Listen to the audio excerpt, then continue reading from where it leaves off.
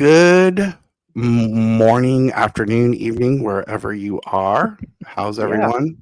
Good. doing great, doing great. Good morning. Good morning. You know what's this Yeah. weekend? The Super Oh man. Bowl. And Very my exciting. team is in it. No, not the Chiefs. Yes, 49ers. Yep. 49ers. It's gonna be hopefully it's gonna be a good game. Won't be a blowout. Oh, please, please win. Don't lose a third one. I don't Yeah. think I could Yeah. handle it if we lose a third one. Okay, so I'm gonna make Yeah. you both shake your head in disappointment, but we never watch any of that. So who's Yeah. playing? I think you Uh, should leave. Okay, bye. yeah. Yeah. Seriously, The, just the walk chefs, away. the chefs, and the 49ers. Yes. Okay. Looks good, but who are the chefs?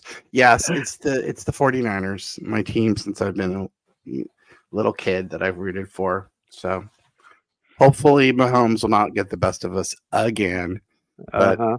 it's gonna be difficult. But we'll No. see. Yeah. They both. They're kind of everybody kind of picked them at the beginning of the year, which it's kind of interesting how you know that kind of came true. But they definitely are the top two teams in the league. So I'm hoping for a Mm, good game and you know lots of good commercials. So we'll see. Yeah. So we'll Yeah, see. that's So we're and then here. every Monday after the Super Bowl, you know what happened, right? This is what I know from HR. The Is Sunday this true? sickies. Is this true? Good. What are you gonna say? The Sunday sickies. Where everyone Oh Really? yeah, oh calls yeah, out. yeah. There's an article I think on the Wall Street Journal or one of the big papers around. That they should make Monday a holiday after the Super Bowl because nobody goes to work. I mean, it's just a ton of people that have a little too tired from the game. Or sick. That's lame though, because I've always been so responsible. Like I've never gotten drunk on Super Bowl Sunday Mhm. because I knew I have to get up to Mhm. go to work. I've never done it. The Yeah. only time I ever did it was when I went to the Super Bowl when the 49ers played the Ravens and I Oh, Yeah. took the Monday off officially. Yeah. But Uh, other than that, no, I've never done that. But who knows? There yeah. could be a Well, first time. it's funny they were talking about the in Las Vegas the brand new stadium, $2 billion stadium or whatever. Um, on the corner of one of the stadium, there's a Motel 6. So apparently, the Motel 6 refused to sell when they built the stadium. So there's a little Motel 6 there in the corner of the parking lot of the stadium. And apparently, the rooms are going for over $1,000 a night at the Oh yeah, Motel I was 6. gonna say that. Yeah, that'll be the Yeah, first time you ever paid over $1,000 a night for a Motel 6 room. exactly. So yeah, I thought that was a great interesting fact of where they're holding the game. Yeah, no, when I went to the Ravens 49ers in Louisiana, Hmm.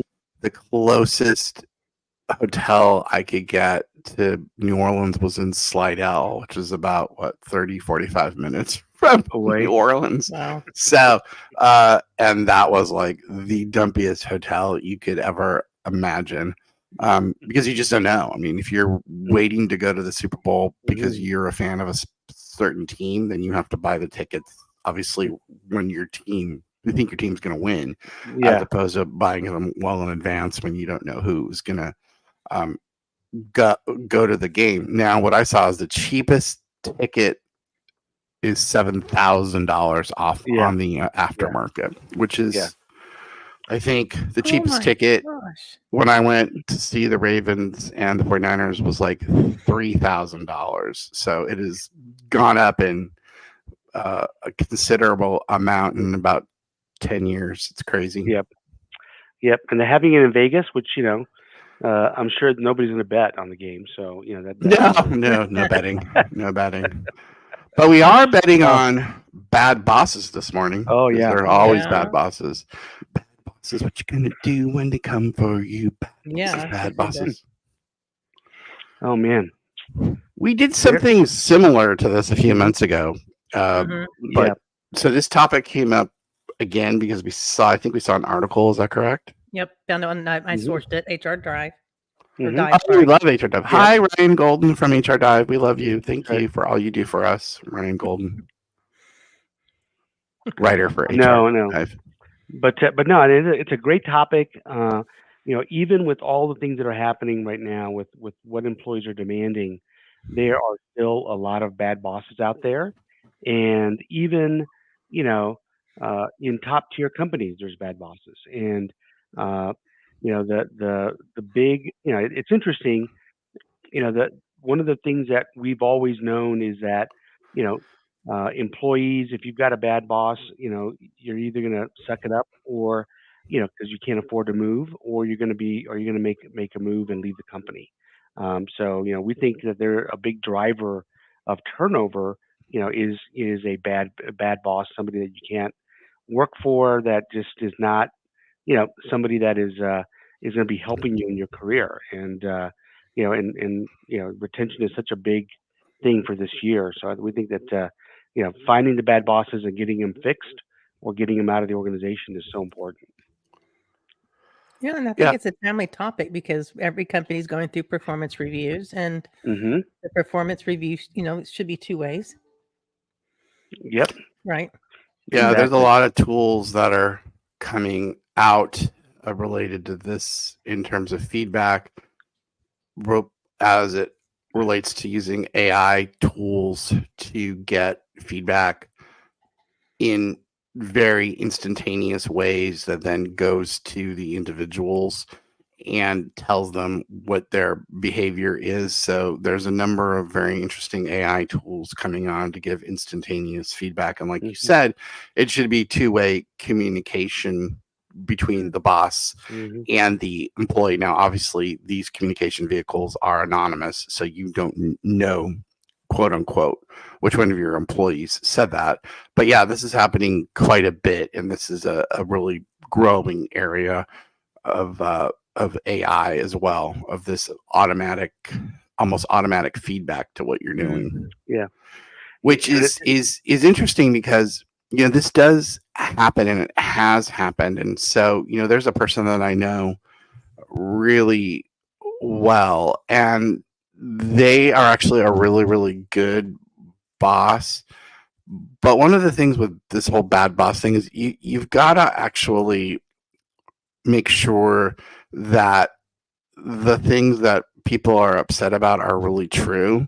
So sometimes, a team can get together and can go after somebody. And I've seen this happen. This happened to this individual.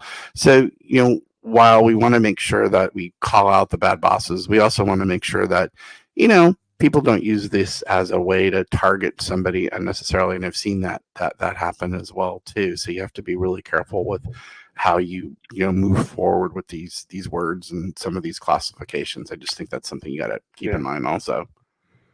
yeah, and I think also, you know, employees have got to be really careful around this one because, I was in a situation where I had a really bad boss that probably covered, let's see, micromanager, coercer, unappreciator, took credit for all my work. Uh, you know, just not a good situation. And her boss basically came and asked for feedback, as part of the performance review process from Don't their do boss. it. And He's I was awesome. weak. Don't do it. I was weak, and I actually told the truth, and You caved. and, Yeah. and I caved. And he said, "Oh, don't worry, it's confidential." Right? It's Oh never no. confidential. So, the next week, guess what? My bad boss became even a worse boss because Golly. of the When he threw feedback. the separation agreement in front of you, did he become even Exactly, worse? exactly, exactly.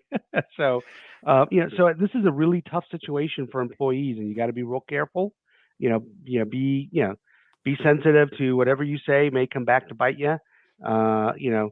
Some of these new tools that Jason was talking about, they're anonymous, which I think which is the right way to do it.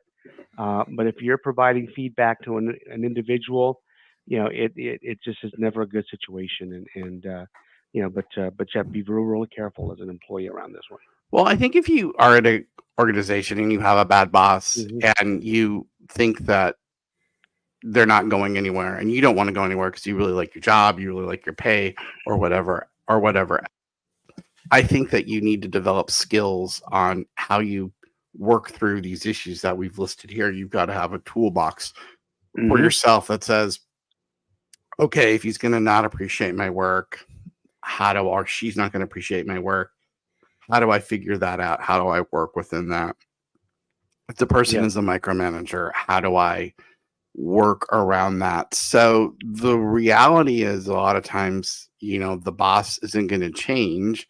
And so Mhm. you've got to figure out coping skills, and you've got to figure out ways to, beat the system to stay, and to make sure that you're happy with what you're doing and where you're at. And sometimes you can. I mean, there are things that you can sometimes work around with a bad boss, and then there are other things that you just can't. And that's all comes down to that all comes down to personal preference as to what Hmm. makes you tick, for sure. Yeah, no, and I think like Jason said, I mean, I've had to do situations where, I've had a boss who was avoiding or not answering, emails that were important. Hmm. So I finally got to the point of saying, hey, here's the issue, here's my recommendation. If I don't hear from you from this date, here's what I'm going to do. And basically just kind of document and help yourself around that. Um, when you've got a micromanager as a boss, I think the other thing you've got to do there is, find ways, like Jason said, to provide work to that manager in advance so that they get more comfortable with what you're doing. Um, and don't wait till the last minute of a deadline to get them information.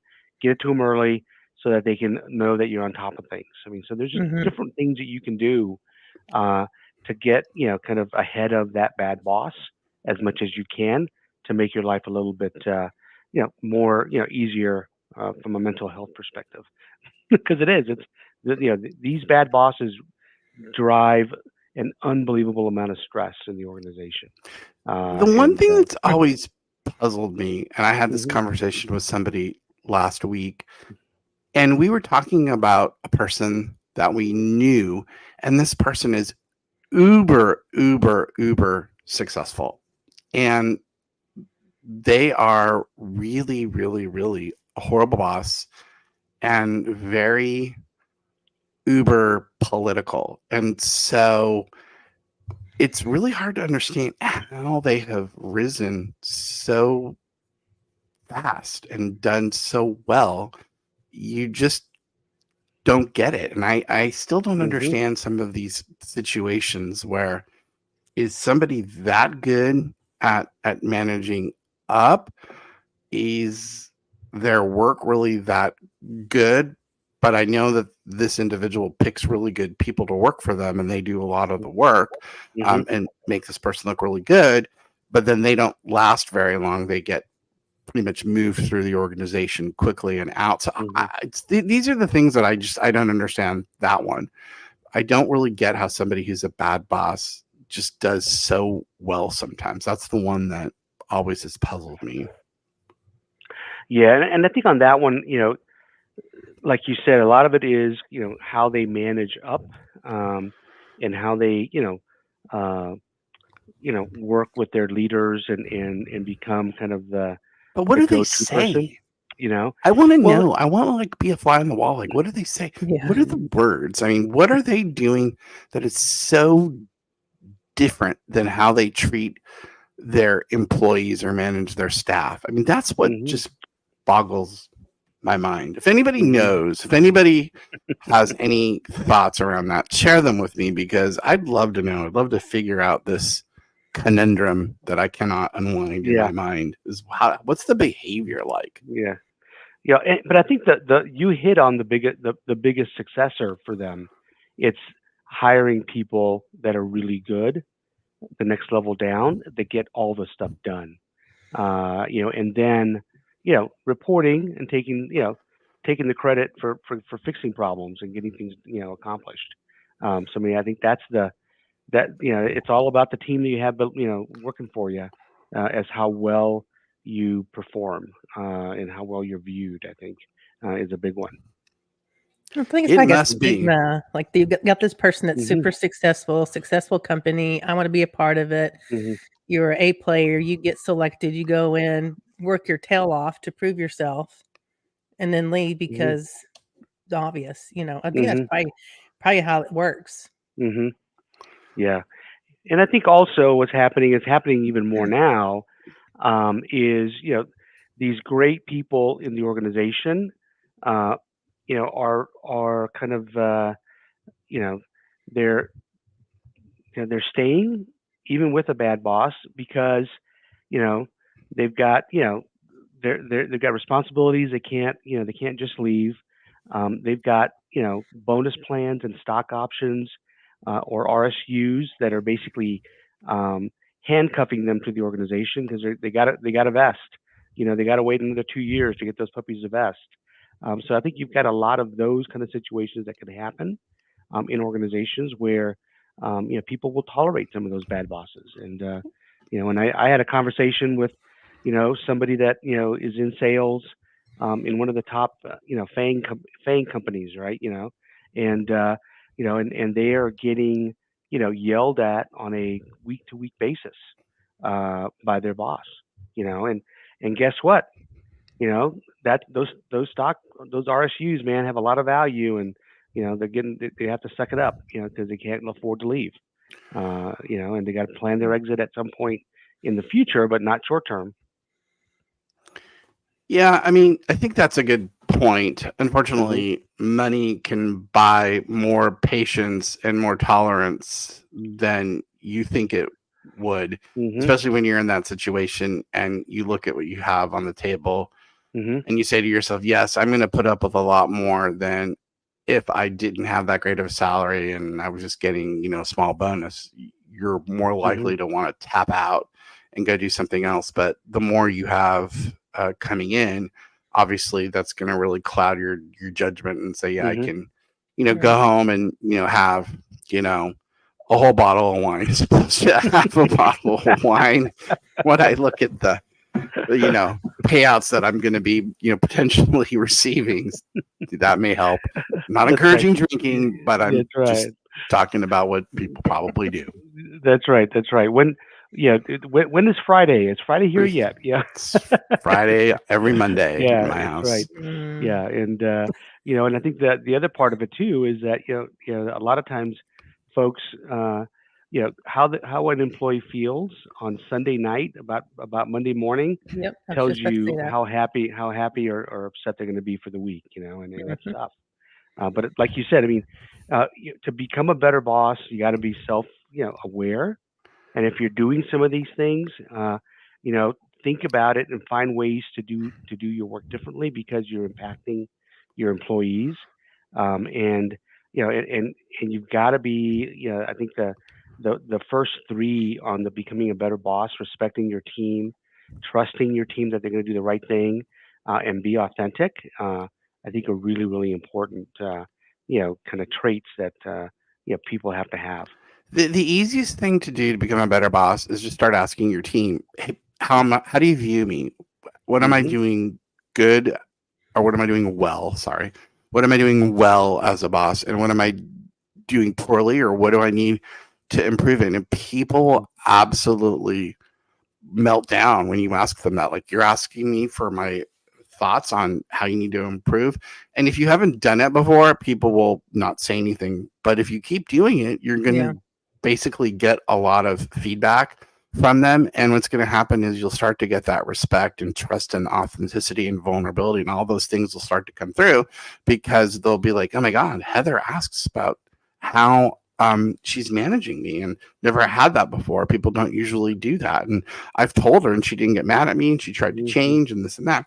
And so that's super powerful. That's probably one of the most important things that you can do to change your um, traits as a leader that you don't like, is just getting that direct feedback. Now it'll Hmm. sting, it'll hurt in the beginning, but you probably know what the things are people are going to say, so nothing's really going to be a surprise to you. I mean, there may be something, but for the most part you're not going to be surprised. You're going to be like, yeah, my significant other, or, my kids or my mom and dad tell me that all the time about me, so Hmm. it doesn't, Yeah. it's not a Yeah. surprise.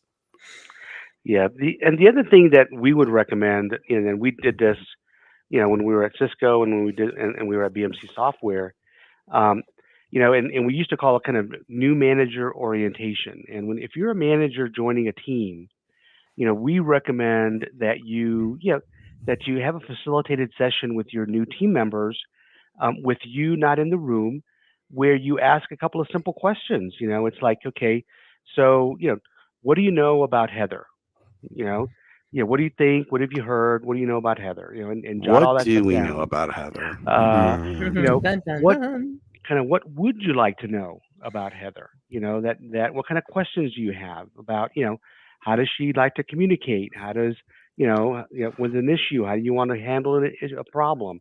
You know, so it's kind of asking a few questions, uh, and then kind of jotting all those things down on a whiteboard, and then bringing in the manager and saying, okay, hey, here's what the team thinks they know about you. Is this true or not?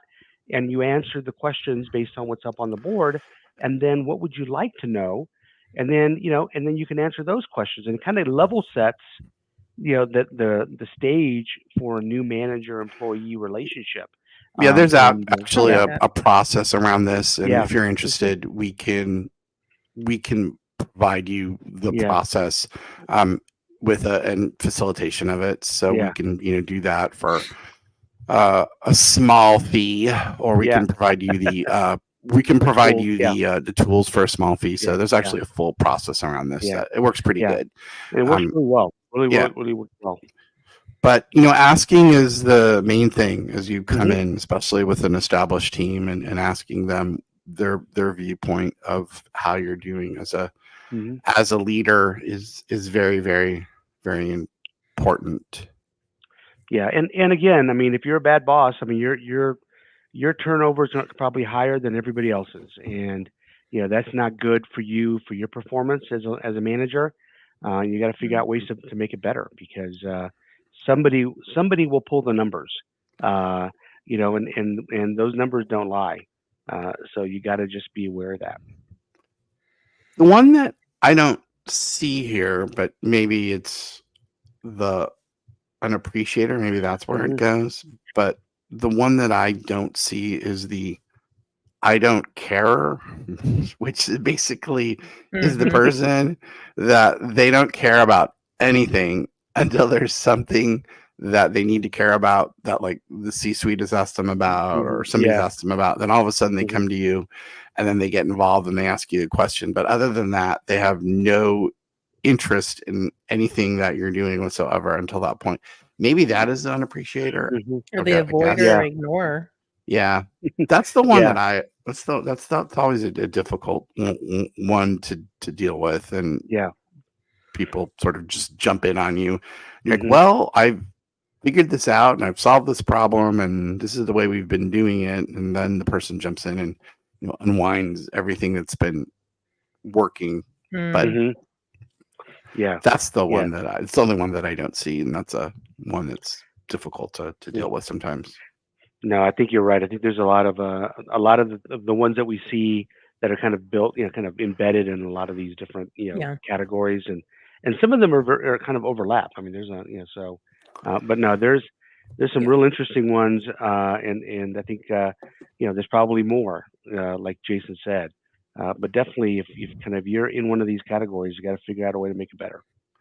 Yes, and if you need help, we're here to Mhm. help you, and we're here to position you well within your organization or help you train managers to get better Mhm. at whatever you need. We can pull that together and assist you. Mhm. So, if Heather, somebody wants to contact you, how do we do that? You can reach me at my email, and I'll also put the phone number, but my email is heather.simmons@thrivehrconsulting.com. And Ray, if somebody wants to reach you, Yeah, it's Ray, REY, at thrivehrconsulting.com. Love to talk to you. and you can reach me at jason@thrivehrconsulting.com. Do not email or text me during the Super Bowl because the 49ers are playing. Other than that, I am available. I am going to purposely now call, Yeah, blow we'll up your text phone. you. Yeah, we'll text That you would during the be game. that would be problematic for you because you would not get a response, most likely. No, but I like you, so I would probably you're awesome and you're wonderful, so I would probably respond. But unless you're a very select few, it'll probably be radio silence till after the game. And then if they lose, it could be Don't- a month of radio silence. I might have to Yeah, actually yeah. go into Yeah. Meant to you go know, to therapy. exile. That's right. That's right. All right. Well, good. Well, great talking to everybody. Thank you for joining the show. Yes, Yep. and go Niners. Woo! We'll see you There next you go. week. Go Niners. All right, bye. Alrighty. Bye-bye.